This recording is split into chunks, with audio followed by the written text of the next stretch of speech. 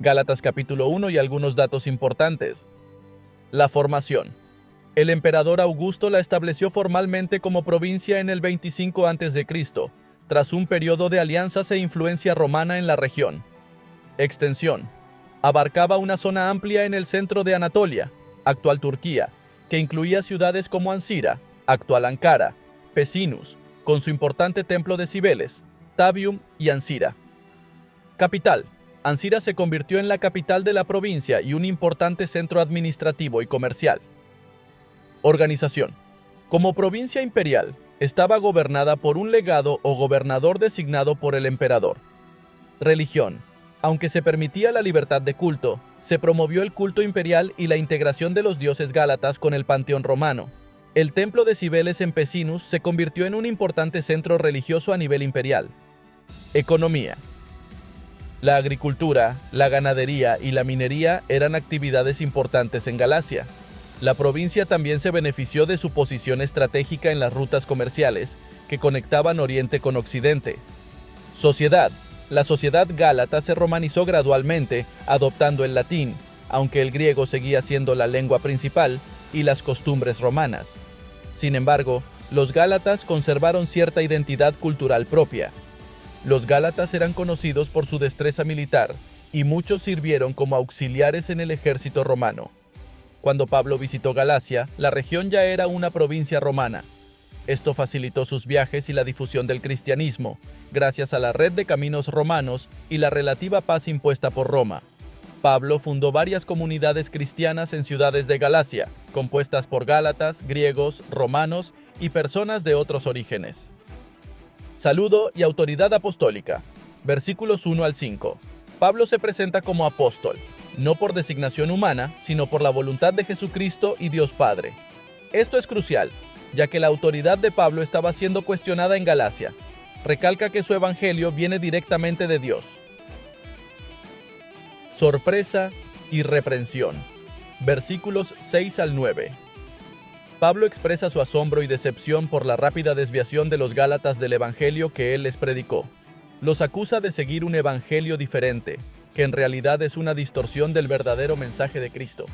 Advierte sobre la gravedad de predicar un evangelio falso, incluso si lo hace un ángel del cielo. Evangelio no de origen humano, versículos 10 al 12.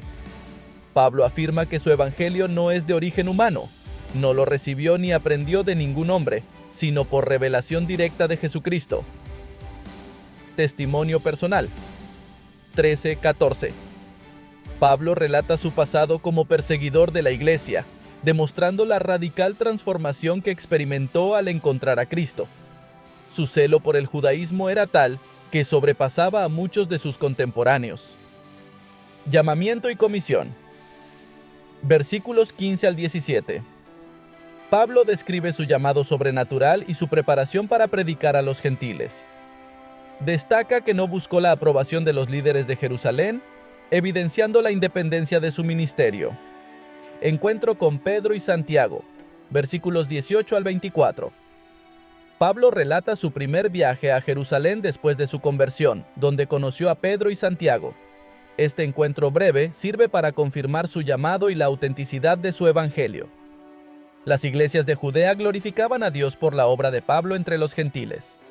Recordemos que el contexto de esta carta es en cómo puedo ser salvo, y no en que si se abolieron las leyes o no. Bien, empecemos con el capítulo 1 a los Gálatas.